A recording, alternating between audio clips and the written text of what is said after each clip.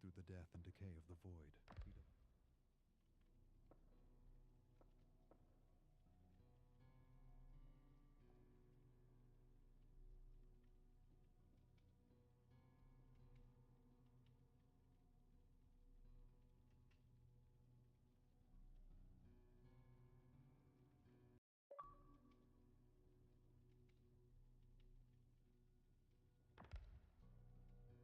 He moves through the death and decay of the void. He doesn't remember his name.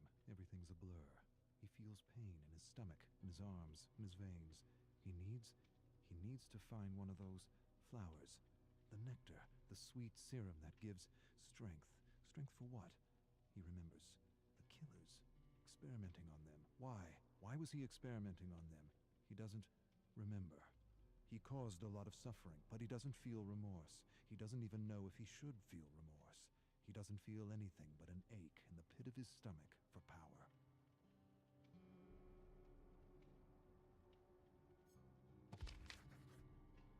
He has flashes of the doctor, his screams, his agony, turning the tables on him, experimenting on him like he had done with so many others. Where? Not here. Somewhere else. Another world. All of these survivors, marooned from other worlds. How does he know this? He doesn't remember. He remembers the experiments. What was he trying to understand? The nectar? The serum? The right dose? The right dose. To use without hurting himself. Too late.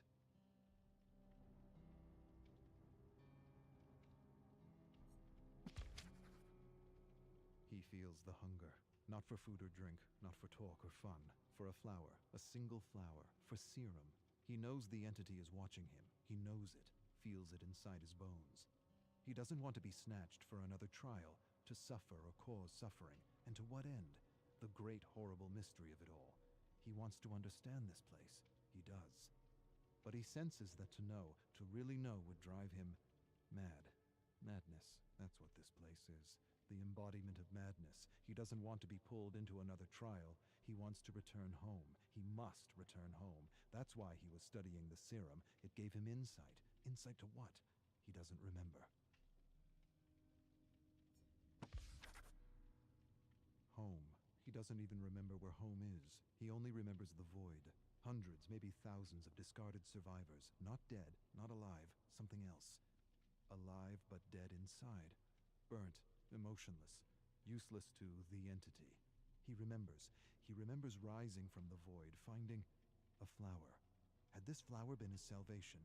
Had the flower been his way out? He falls to his knees and shouts at the abyss, and the abyss answers with silence. The silence is so deafening it hurts. He buckles over, climbs to his knees. He needs serum.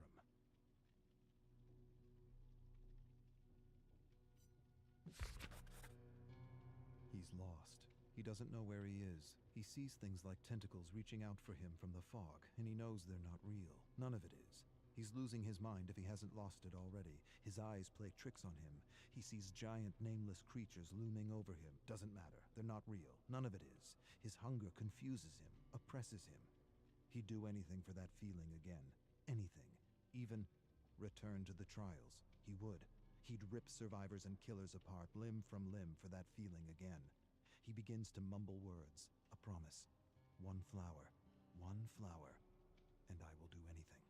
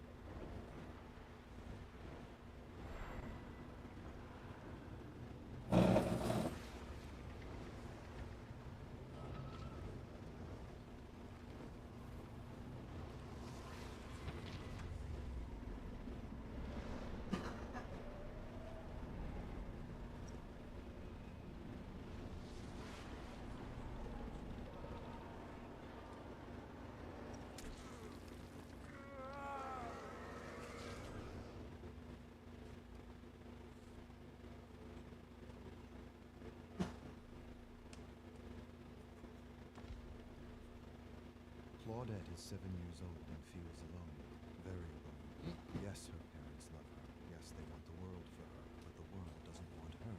Or at least that's what Claudette believes. She just wants to fit in at school, fit in with her cousins, fit in with her teammates on the soccer pitch. But fitting in isn't as simple as being like others. She's different, and she knows it. She feels slow, unresponsive, not quick enough to understand her teacher or keep up with her class.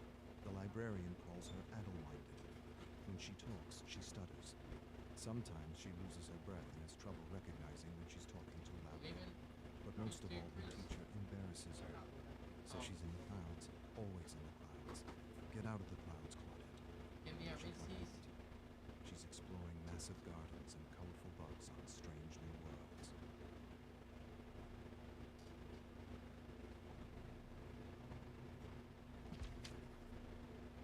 Claudette feels things more than others, much more. Like the shame of not being invited to any birthday parties. Not one party. Every day her parents ask her who she played with at lunch, and every day she lowers her chin and tells them that she doesn't want to talk. Her parents ask her teacher, and her teacher tells them she likes to play alone. Not so much play, more like collect and observe things. Flowers, weeds, beetles, worms, rocks. Some kids are just loners. Every day her parents ask her about her friends, and every day the shame returns. They want her to have friends. More than that, they want a list of names for her birthday. But she doesn't have a list of names. She doesn't even have one name.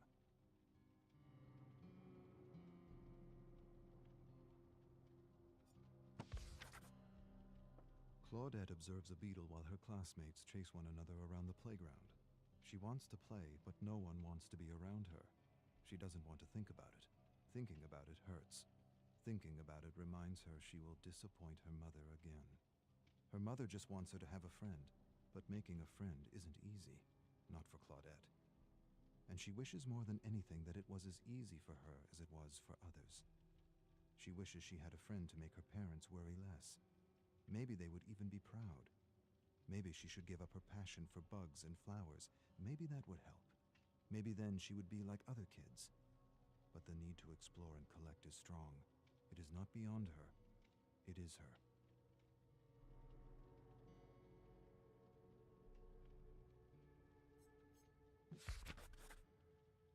Claudette loves to collect things, and she knows this is why many call her weird.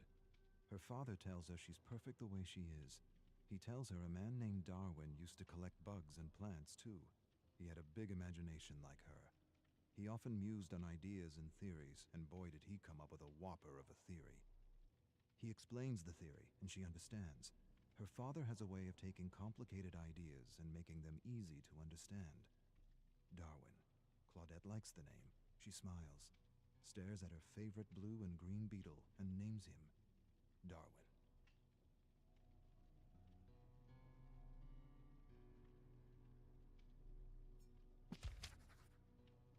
Claudette's mom is crying. She's upset because Claudette is having trouble in school. Her grades are lower than they've ever been. She doesn't understand what she's doing wrong as a parent. Her dad says she's doing nothing wrong. He says Claudette's wired differently, and that's okay. Her mom doesn't want her to collect plants and bugs anymore. Her dad says that's the best part of her, and he doesn't need a child who fits some bell curve. More than this, he defends her. He tells her mother that the greatest treasures gifted to the world were from those who didn't conform, who weren't normal, who didn't fit some outdated bell curve.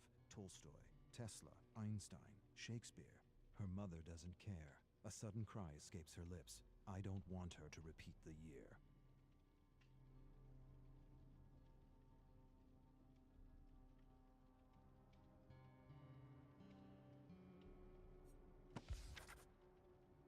Claudette hides under the covers pretending to be asleep, pretending she can't hear the yelling. Her mother wants her to get special help, but her father doesn't want to alienate her. He's right. Claudette doesn't want the other kids to know she needs special help. They'll laugh at her. She'll figure things out. She promises she will. Her new substitute teacher, Mrs. Cahill, is helping her. A lot more than the other teacher who always said she was in the clouds. Her father says stress is the worst thing for a child's developing brain. Leave her be. Let her grow at her own pace. Stress shrinks the brain, destroys confidence, kills creativity. He doesn't want her studying at lunchtime. Lunchtime is for real growth. authentic growth. Growth unhindered by the pressure of tests and the fear of making mistakes.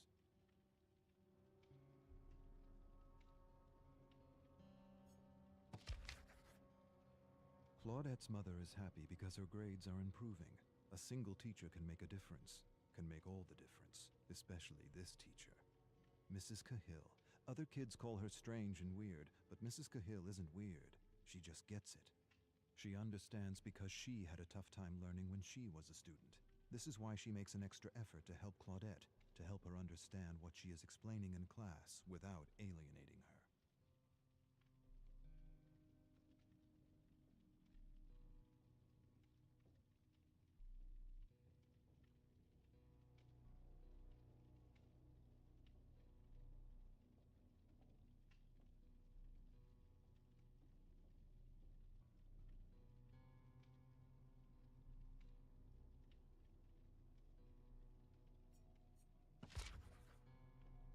Claudette is happy because her new teacher is helping her, really helping her. She's learning new things every day. More than facts and vocabulary, she's learning how to learn. Or rather, she's learning how she learns, and that is the key. But her teacher is doing something else. Her teacher is talking to her. She's talking to her about her issue, and how her issue is really a blessing in disguise if she can just learn how to succeed in a system that favors one type of smart at the expense of all the others. A system that frowns on taking chances or making mistakes, when making mistakes and taking chances is what is needed for learning, for true learning. Her teacher tells her that she has passion, and passion is everything. Claudette knows she's not like other kids, and she doesn't have to be. Things like bell curves and ideal student don't apply to her, and that's okay. The ideal mold is a prison for those wired differently, and her teacher has set her free. Her grades are getting better and a test is coming. She writes, visualizes, and imagines everything she needs to remember, and somehow this works. The right teacher at the right time can make all the difference. Her parents are proud, very proud, but still her mother wishes she had friends. Still her mother wishes she liked what other girls liked. Her parents argue in another room about what to get for her birthday. Her mother wants to buy a new doll. Her father thinks she'd like something more related to bugs, plants, and bacteria. The suggestion upsets her mother. Her father defends her. See her for who she is and not who you want her to be. Her mother goes silent. She suddenly releases a cry and says she doesn't want her to be bullied like she was bullied throughout school. Claudette's eyes go wide. For the first time in her life, she realizes her mother's wired differently too.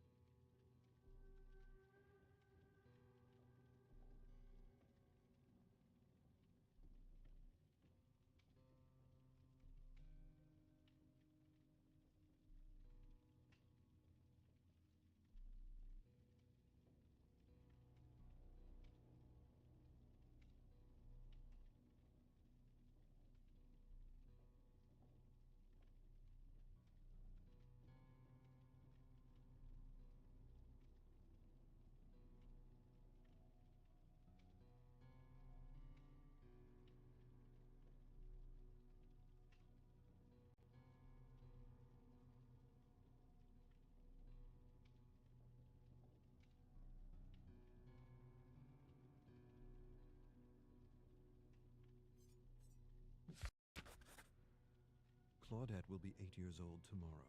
She should be eager. She should be excited. She should be counting the hours, minutes, seconds. Instead, she is none of these. She dreads the moment she will have to open her gift. Every year it's the same. Dolls, crafts, jewelry. Nothing that means anything to her. Maybe this year she'll smile and pretend she didn't want a magnifying glass, or a collection of stones, or a set of books on botany. Maybe, to make things easier, she'll pretend. Maybe that'll make her mother less scared for her. Seeing her happy about her grades felt good. Real good.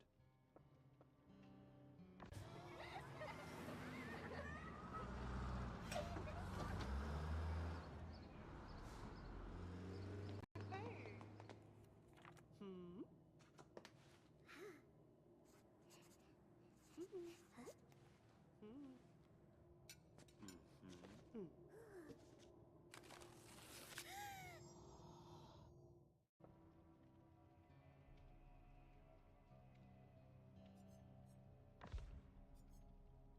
Evan is 14 years old, and he knows something his father doesn't. The thought thrills him, amazes him, scares him. There is something his father doesn't know, something the owner of one of the most profitable mines in all of Seattle doesn't know. His father manages his workers with an iron fist. No, not an iron fist, brass knuckles. He calls them maggots, groveling maggots. He's about to discover he's wrong. They're more than maggots, much more. They're men. And men working together can bring change. One of these men is inspiring others to take their lives back. If they can stand together, maybe, just maybe, they can bring in the union. With the union, they'll have rights. More than rights, they'll have dignity, freedom, time. Time to spend with their friends, time to spend with their family, time to be human.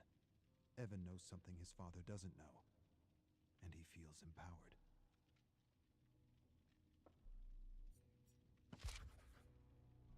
Evan's father thrusts him to the ground, calls him weak, tells him he's got to stop being so nice to the maggots, stop talking to them, stop helping them, keep them in line, break them, let them know who's boss. If you give them an inch, they'll take a yard. They're just using you.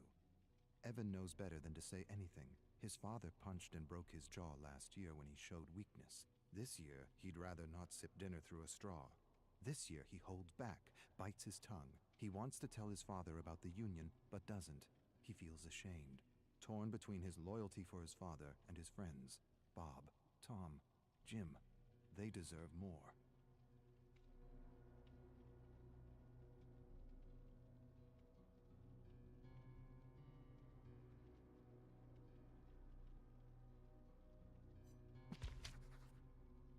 Evan enjoys creating something from nothing. He's not an artist, but he enjoys sketching, and he hides his sketches from his father. His father forbids sketching. Sketching is for weaklings, vagabonds, gypsies. He wants Evan to do worthy things. He drags Evan to his most profitable mine. He teaches him how to manage maggots.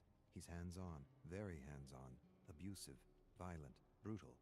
The key is to break them, break their will, break their spirit. Once broken, a human is a tool that can be wielded to do anything. Broken. It's what he did to his mother. It's what he's doing to him. But Evan still sketches. Sketching is defiance.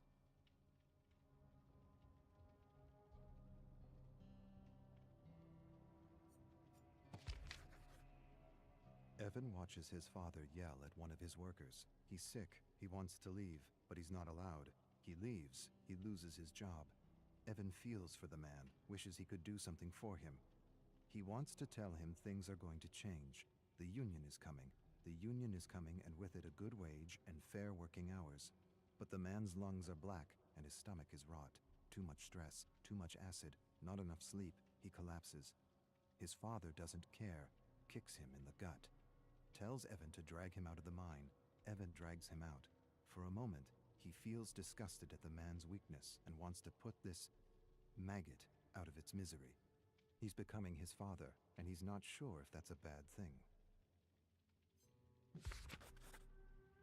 Evan's father forces him to set a bear trap in a dark forest. His father's obsessed with hunting bears, always has been, always will be.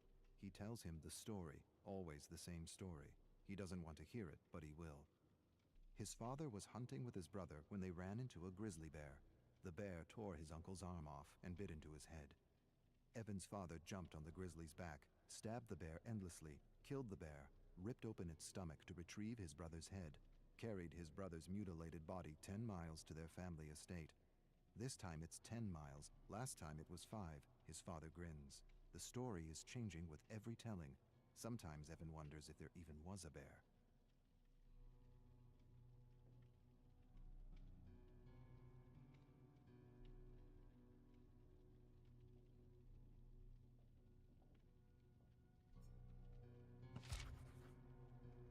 Evan's inspired in a way he's never been before. Furiously, he sketches his father in a bear suit, killing his uncle. He never met his uncle, but he's seen pictures. His uncle was a philanthropist, a bleeding heart, disloyal. He would have run the business into the ground with proper wages and all that socialist crap. That's why he had to go. Evan doesn't have proof, but he knows. Deep down he knows his father murdered his uncle, tied him up, left him for a bear. There was no knife, no fight, no honor, just a terrible death for a disloyal worm. Evan suspects all this, and yet he doesn't feel disgusted or ashamed. He feels something else, something he's trying not to feel, something he won't admit to himself.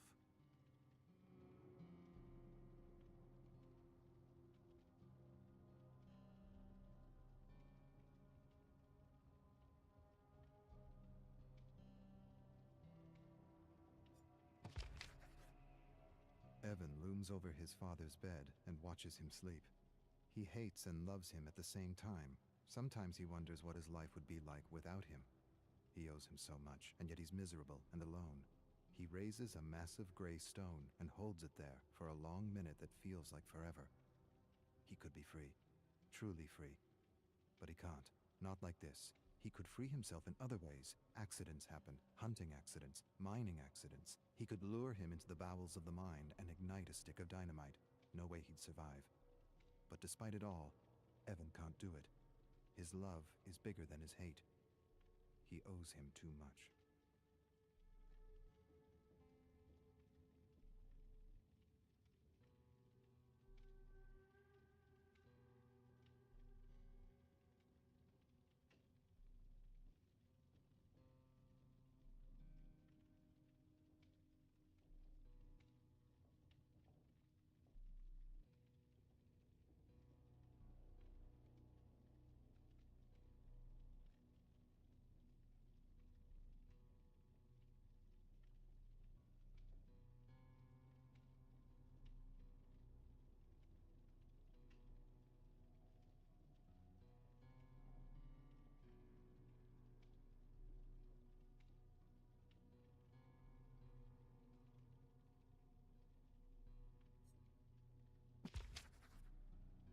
Evan sketches his father in a bear suit drowning his mother. He never believed his father's story. Something didn't feel right. His eyes, his grin, his lack of empathy. She was pulled into a current and never seen again. His mother. She was beautiful. Blonde hair, blue eyes, fun, full of compassion. His opposite. She didn't just go out to swim one morning and never come back. She was getting in his way, and no one gets in his way. Not even family. Especially not family. Obedience or death. Evan's tired of obedience. Yes, he's loyal to his father, but he's also loyal to his friends. They talk to him, encourage him, think he's a great artist. He has friends. He's never really had a friend. His father wouldn't allow it. Waste of time. They're using you. Yes, he's loyal to his father, but he's also loyal to his friends. They deserve better.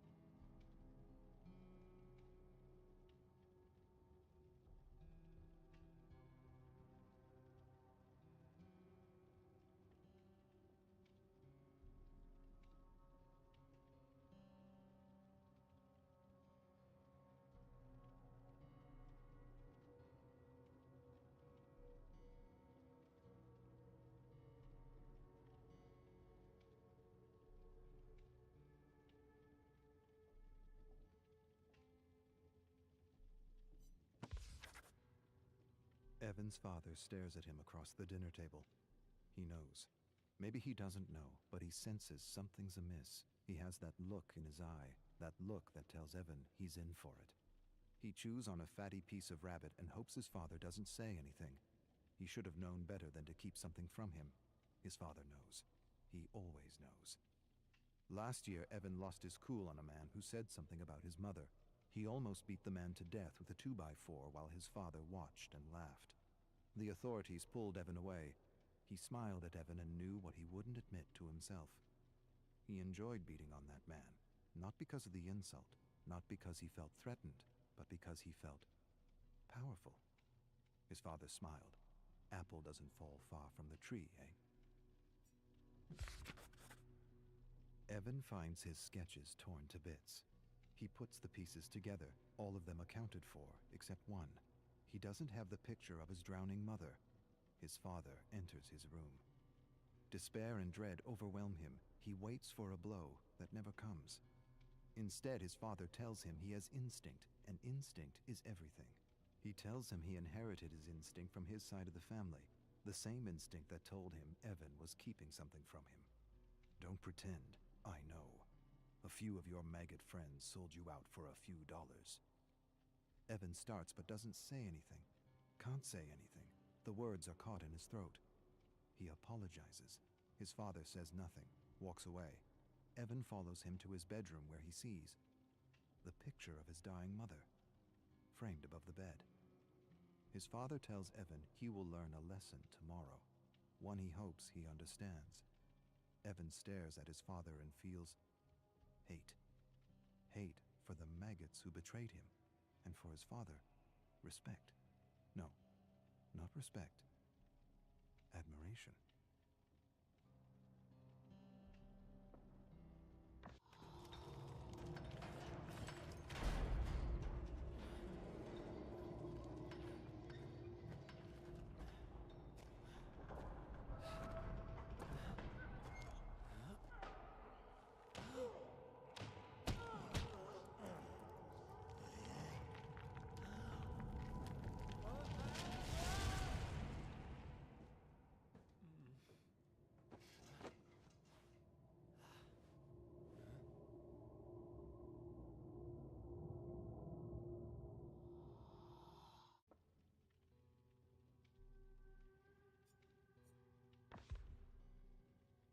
Arcus 1. I would start at the beginning, but I don't know when that was or how long ago I was banished to this prison. What I know is I've been observing and studying the inner workings of this entity that had once been, well, an obsession. How ironic that I should be sentenced to live out the rest of my days in the very thing I sought to destroy. An obsession turned prison. As all obsessions are, I suppose. Arcus 54. The atmosphere of the realms is dark and grim, to say the least, but also ever-changing. I've already remarked that the atmosphere is misty, even foggy at times, and that this fog feels alive. It seems to contain swirls and streams of memories or imprints of beings from multiple terror worlds. It is as if the entity absorbs all the psychic energy and thoughts of beings it snatches as it journeys through the endless cosmos. I've used the Orus to study the black fog, and have come to 3 observations that will prove invaluable to finding a way home. First, the fog is rich in auric particles, leading me to believe this dimension is more conscious than it is material. Second, I should be able to manifest anything I am able to pull from rifts in the fog, using techniques passed down from my family. Third, the entity is far more ancient than we ever suspected back home, and most of our theories and conjectures were wrong. The rich presence of auric particles and cells suggest it is one of the original ones, and ancient.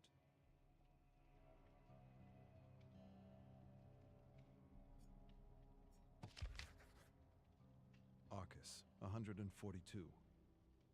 The entity is the cosmic embodiment of evil. Back home, we witnessed how its very presence turns worlds inside out. How it seems to remove or extinguish any sense of empathy or compassion within communities. How it brings people to the brink of madness and, well, pushes them in. Now I understand.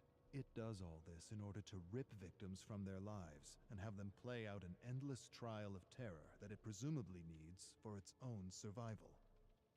And there, perhaps, lies the key to its destruction, if an ancient can be destroyed at all. End the trials. Destroy its ability to sap dark nectar from victims like a cruel parasite feeding from a flower. At least the archives affords me a better understanding of the entity, why it moves from universe to universe, picking victims off and devouring worlds as though at a cosmic buffet. What I have yet to conclude is whether it is attracted to worlds that are brimming with darkness and madness, or if it is in fact the catalyst of such darkness and madness.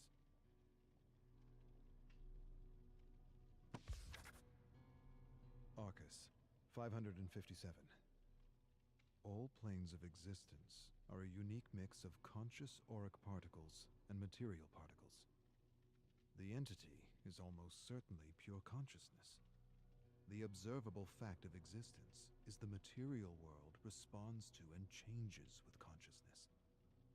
Collective consciousness is the key.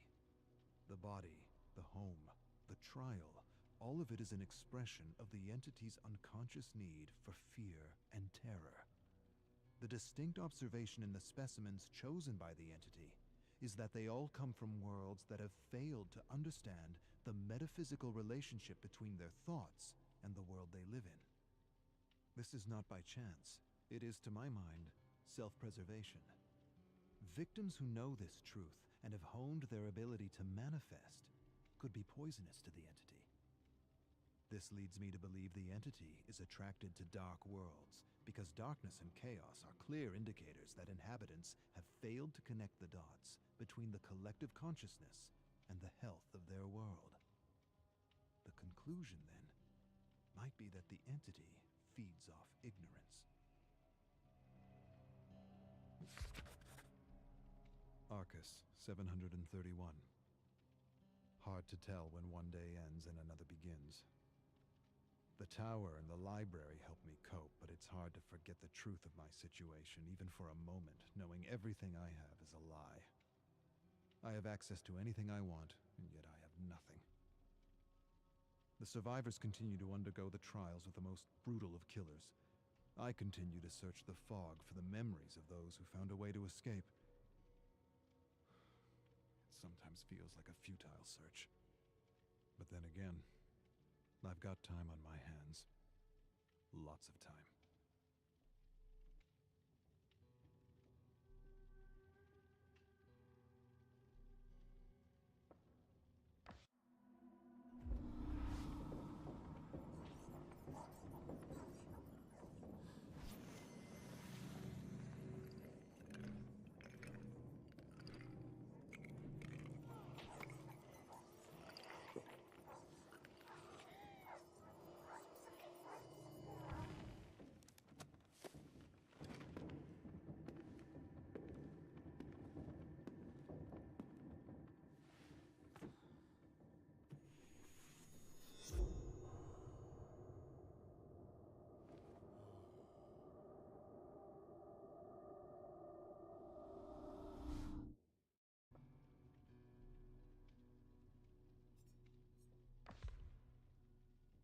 Arcus, 1513.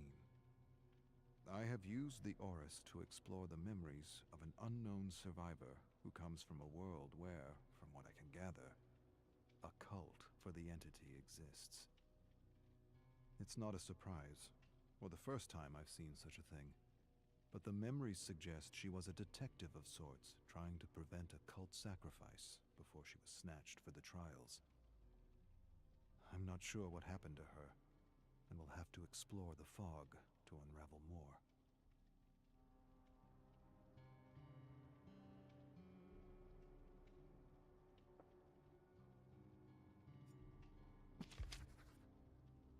Arcus, 1672. I have culled imprints of a killer I have yet to observe. My best guess, judging by the nature of the crimes, is this brute is from Terra Dark. She lured men with love, robbed them of their savings, and fed them to her pigs. Lovely, efficient, and resourceful. The impressions of the memory are as follows. He stands framed in the doorway with flowers, a stupid smile on his dumb face. He has no sense that his days are numbered. Lonely soul made the trip for a wife. He thinks he'll get everything for a ring, her land, her farm, her savings. Won't happen. Won't go as planned, not as he planned anyway. It didn't for all the other lonely souls who answered her classified ad. She peers at his eyes and thrills at his ignorance. His long, dumb face, his false sense of superiority. He wrote her a poem. How sweet. She'll cram it down his throat when he's convulsing on the floor. She takes his poem and asks about his money. He has it with him, packed his savings in a bag, and made the journey for a new start. He'll get more than he bargained for, way more. To the bank with his money. To the pigs with him.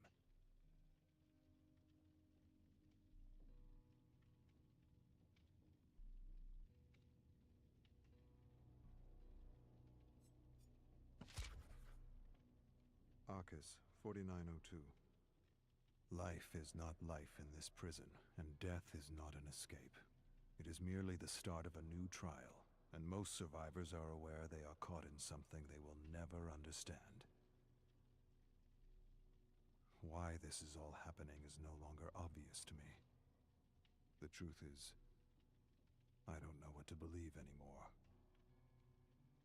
The entity is not what it is, or what I thought it was.